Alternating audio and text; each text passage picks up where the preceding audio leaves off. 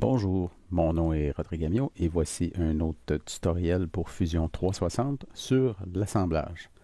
Donc dans ce tutoriel, nous allons voir comment faire l'assemblage avec différents types de mouvements et nous allons aussi voir comment on peut limiter ces mouvements et essayer de reproduire le plus près possible de la vie réelle.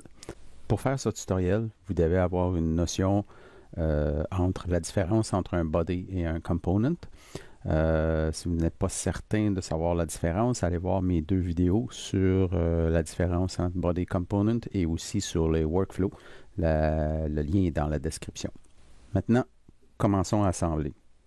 La raison pour laquelle j'ai commencé ces tutoriels, c'est à cause de plusieurs questionnements à propos de Fusion 360 sur des groupes d'impression 3D.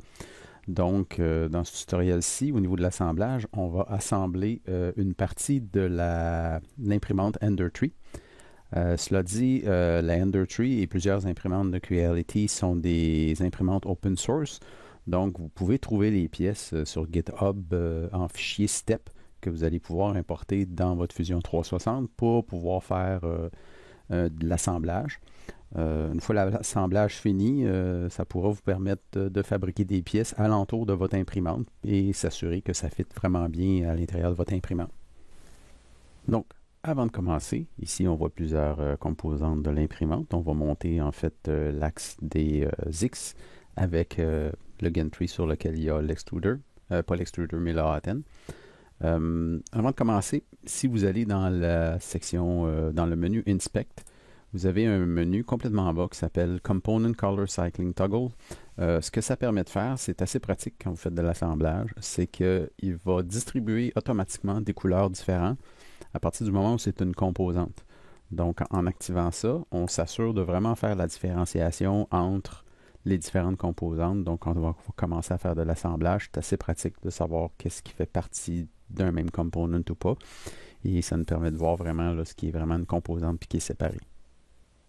Une autre chose aussi, quand vous allez commencer l'assemblage, qui est importante, il faut comprendre, on va utiliser un concept qui s'appelle Join Origin. Ça va nous permettre d'ajouter des points d'ancrage sur une pièce. Faut juste garder en tête que vous ne pouvez pas ajouter un Joint Origin sur une pièce qui est importée dans votre design en mode Link. Donc, vous devez soit retourner à la pièce, à la composante originale, le design original, et rajouter ce point origin-là, ou bien faire un bris de link, briser le link sur cette pièce-là. Alors, cette pièce-là devient devient en fait une copie dans le design dans lequel vous êtes en train de travailler, ce qui n'affectera pas la pièce originale que vous avez importée. Et là, à partir de ce moment-là, on peut rajouter des points d'origine. L'autre concept aussi qui est important de comprendre, c'est la différence entre une copy paste et le copy paste new. Donc, petit exemple très très simple, si on se crée une composante ici, je vais l'appeler original, mettons. Donc, c'est ma composante originale. On va aller se faire quelque chose de vraiment très simple. Tiens, on va se faire un cylindre sur ce plan-là. Cylindre comme ça. J'extrude. Et voilà, j'ai mon cylindre qui est ici. La grosse différence entre le copy paste et le copy paste new. Donc, si je m'en viens ici et je fais un copy, d'accord? Vous pouvez retourner ici sur l'original et vous avez le choix entre paste et paste new. Donc, si je fais un paste et que je déplace cette pièce-là ici, j'ai mes deux composantes. Je peux revenir ici, réactiver le design complet pour voir mes deux composantes. La grosse différence quand on a un copie original, déjà au niveau du naming, si je l'appelle premier, automatiquement le deuxième est nommé premier 2. Pourquoi? Parce que c'est une copie. L'entité est partagée. Donc, ce qu'il faut comprendre ici, c'est que si je fais un mouvement sur un des deux pièces, les deux vont être modifiés systématiquement. Donc ça, c'est vraiment une copie d'une composante.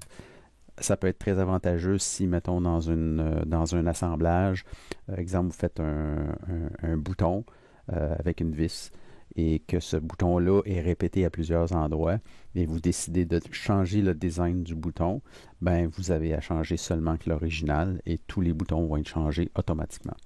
La différence maintenant, c'est si je prends cette composante-là, je fais un copy et que maintenant je fais un paste new, cette pièce-là, elle est rendue totalement indépendante. Vous voyez ici qu'elle a donné une nouvelle couleur. On avait mis tantôt au niveau de l'inspecteur, on a mis le Component Cycle Toggle à On.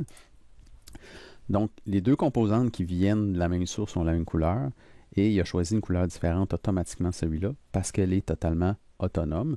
Donc, si je fais Capture Position, oui, parce que là, j'ai déplacé du stock.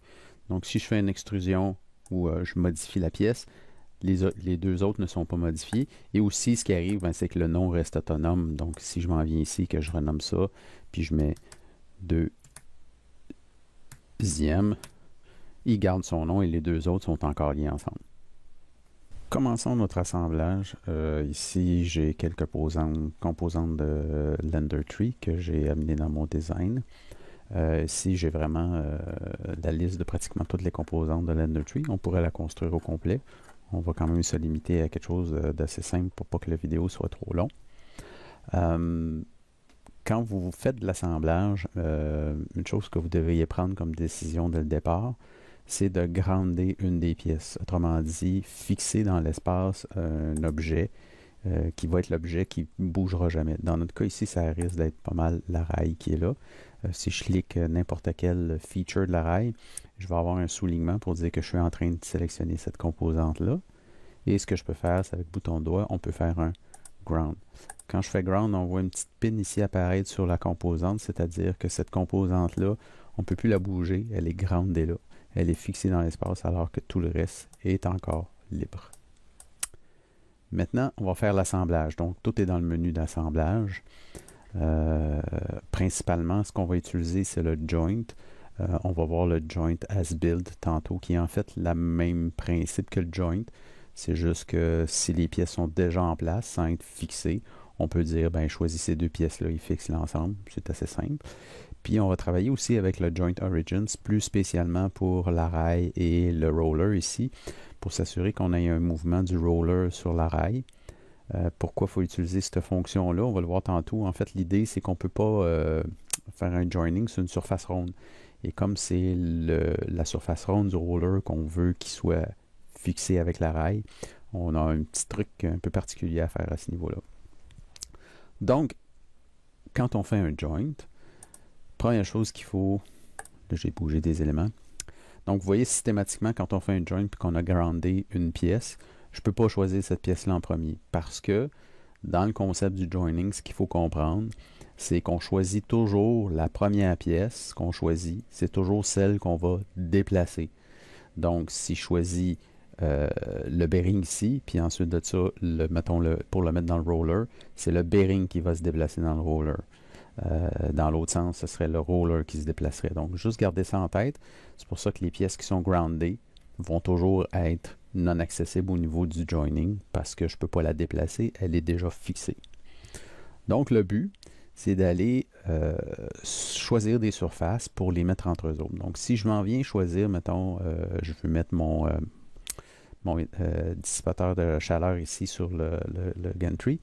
Si je m'en viens proche de l'arc du cercle qui est ici, j'ai plein de points possibles qui apparaissent. Okay? Et le but, c'est de faire matcher l'espèce de petit rond avec un demi-cercle vide, là, ce qu'ils appellent un coin en anglais. Donc, si je choisis l'arc de cercle ici, automatiquement, il va aller se placer au centre. Donc, l'idée pour des cercles comme ça, c'est de centrer à centrer. Donc, je choisis cet endroit-là. Et là, je dis, et une petite particularité, si je regarde l'autre côté du coin, il est jaune. Fait qu'il y a un côté jaune, un côté blanc. C'est garder en tête que c'est les côtés blancs qui vont s'enligner théoriquement. Et là, j'ai choisi, oui, cette pièce-là, ça en va comme ça. Donc, on va aller faire un joint ici. On peut choisir n'importe quel des deux cercles ici, parce qu'on s'entend que le centre, c'est le centre. Que ce soit le centre de celui-là ou le centre de celui-là, c'est le même. Et là, je m'en viens ici, puis paf! Automatiquement, les deux pièces se joignent ensemble. Et là, je peux changer l'angle. Je vais l'ajuster. Oups, je n'ai pas pris de bon. Ça permet de réajuster à ce moment-là. On va recommencer tout ça. En passant, le join, c'est J, la touche rapide. Donc, je vais faire Capture Position. Je vais choisir lui sur lui. Et voilà, mon joining est fait. On va changer son angle, ici. Et là, j'ai mes deux composantes ici. Il y a différentes façons de joiner. Là, on va voir ça un autre tantôt. Si jamais le join n'était pas blanc sur blanc, là, j'aurais eu mes pastilles à l'envers. Il y a toujours moyen de flipper. Là. C'est vraiment très simple. Et ensuite de ça, il y a une histoire de motion. Donc là, en ce moment, je suis en mode slide parce que c'est le dernier que j'ai utilisé. Si je me mets en motion rigide, c'est-à-dire que c'est un joint rigide, il ne bougera plus. Ça, c'est la petite animation qu'il fait quand c'est rigide. J'ai un joint de revolute. Il va me faire une petite animation dans celle dans lequel il revolute. Je peux changer l'axe de révolution aussi. Dans notre cas ici, c'est rigide. On fait Enter. Et à partir de ce moment-là, ces deux pièces-là sont gelées ensemble. Donc le but, c'est de faire le reste. On pourrait aller placer à ce moment-là le heat break. Le heat break, on va prendre Capture, on va prendre ce cercle-là, puis on va aller à l'intérieur. Ici, on va le matcher sur lui. Bang! Ça, c'est fait. Hein? Et maintenant, on va construire notre roller aussi. Donc, on va utiliser le concept de ce que je disais tantôt, le pace new, pace normal. Ça, c'est des bearings. Si jamais je modifie un bearing, est-ce que je veux que tous mes bearings soient modifiés? C'est une décision qu'on peut prendre de faire un pace new ou un pace normal. Moi, je vais faire un pace normal. Donc, copy, paste, là, je l'ai fait tout simplement au niveau des touches. Ici, comme ça, copy, paste. On va se mettre un deuxième bearing là. Et on va faire le joining sur notre roller. Donc, je vais prendre ici ce cercle concentrique là. Et je vais l'enligner à l'intérieur de mon roller ici. Bang. On va faire l'autre. On va prendre dans l'autre sens pour être sûr qu'il ne flippe pas. J pour joining. Comme ça. Je m'en viens de l'autre bord. Comme ça. Paf. Mon roller est fait. Et là, j'ai maintenant une partie complète. Là, le petit bout compliqué. Là, en fait, ma raille, elle est dans l'autre sens. Là, elle est comme ça. Le petit bout compliqué, c'est de réussir à mettre le roller dans notre rail ici. Donc, ce qu'on peut faire déjà, c'est que si on prend lui ici, puis qu'on fait un déplacement, on va le remettre tout de suite dans le bon angle. Oups, 90. Je vais me mettre parfaitement sur le côté comme ça. Et si on déplace le roller, puis qu'on s'en vient le mettre, on va zoomer in un peu, on va voir. On va se donner un peu d'espace, je vais enlever ça ici. On peut voir que quand le roller est assis dans le V-slot, c'est pas mal en ligne avec le dessous ici. Donc ça, avec le V-slot, puis ça, c'est pas mal en ligne. Donc le but, c'est de faire un joint entre l'espace vide ici en ligne avec ces deux-là, avec notre roller qui est là. On va avoir besoin de 2-3 petites mesures. C'est un peu plus complexe comme système. Donc, on a besoin d'avoir le centre de cette affaire-là. OK? Donc, je vais utiliser le I pour prendre une mesure. C'est information. Je veux l'information de la distance entre ce point-là. Je prends le même point de l'autre côté. J'ai 9.6.966. Mesure très compliquée. Pas grave. Checkez bien un petit truc. Allez peser ici. Ça se ramasse automatiquement dans le clipboard. Fait escape, sortir de là. Et nous, ce qu'on veut aller placer ici, c'est un coin à plat. Donc, on va aller dans Join Origin.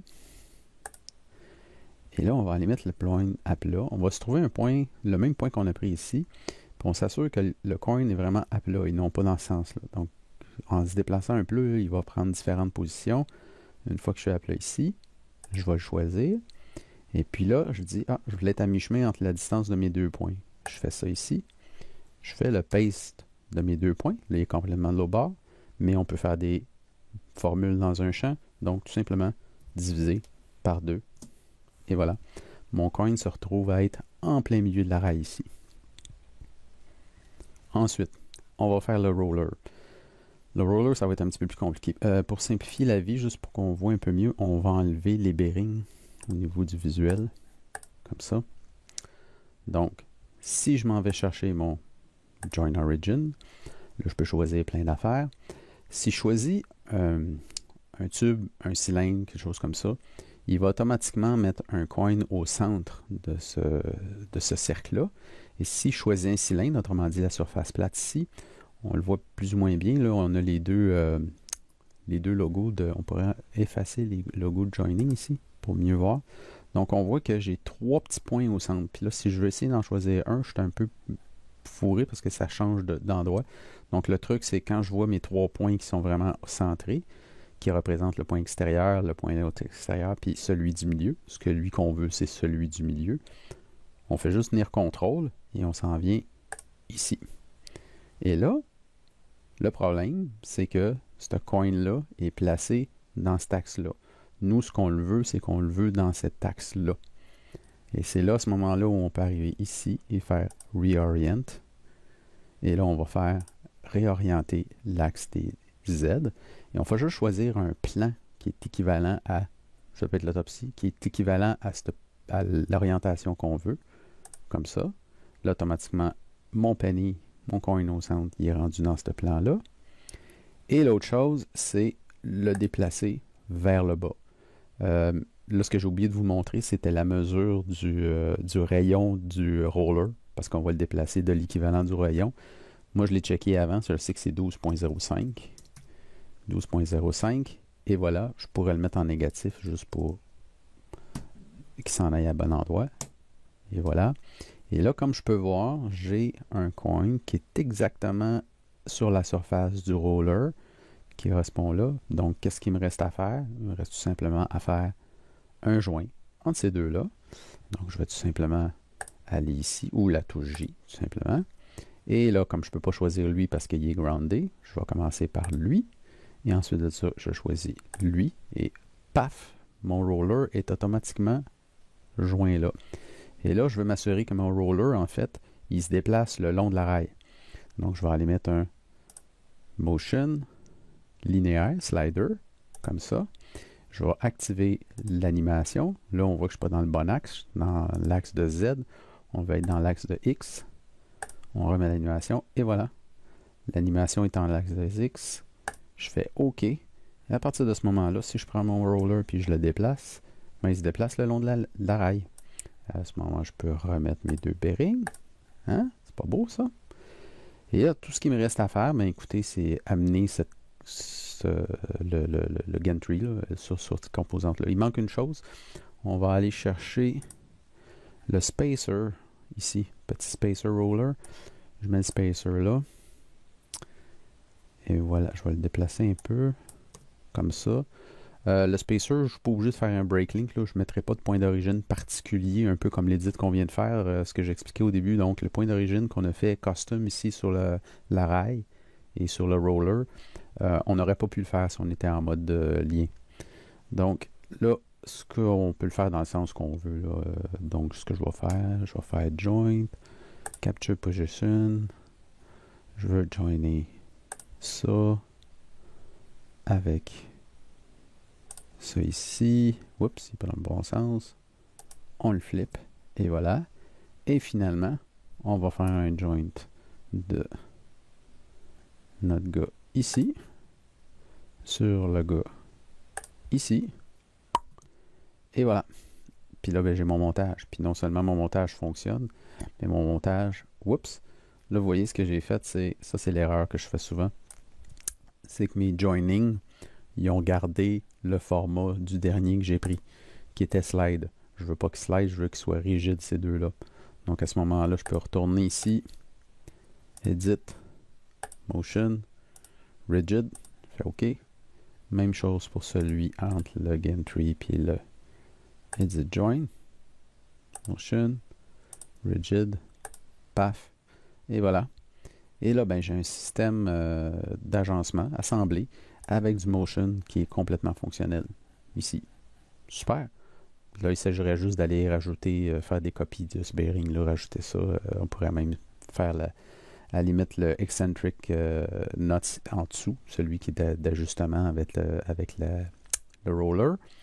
L'autre chose qu'on peut faire, là, si on regarde comme il faut, on va activer les joints ici.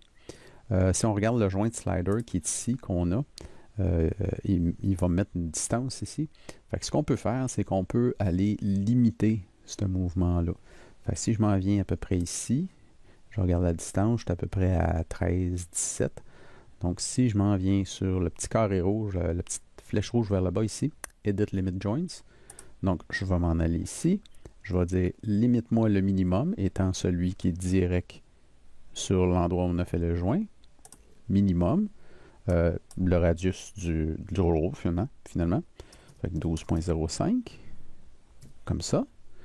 Et au niveau du maximum, je sais que la raille fait à peu près 300 quelque chose, 320 mm. Comme ça, si j'avais fait... je vais juste y retourner pour vous le montrer. Si je clique ici, là, puis que je le change, je le vois à peu près jusqu'où il va. C'est peut-être plus 300 parce qu'il y a quand même un autre roller au bout. Je fais OK. Et là, à ce moment-là, en ayant mis des limites, ben, si je le bouge, je vais être limité à l'endroit que j'ai dit. Là. Quand même que j'essayerai de le draguer out, ça ne marchera pas, puis il va arrêter de l'autre bord, la même chose. Donc, ça me permet de vérifier des mouvements si jamais vous décidez de construire des pièces alentour de votre système d'extruder ici, puis que vous voulez construire une pièce pour faire un direct drive ou whatever. Ben là, vous avez un système fonctionnel, puis ça va vous permettre de voir si vraiment ça fit sur votre imprimante, puis à quel point vous êtes proche du hot end et tout le reste.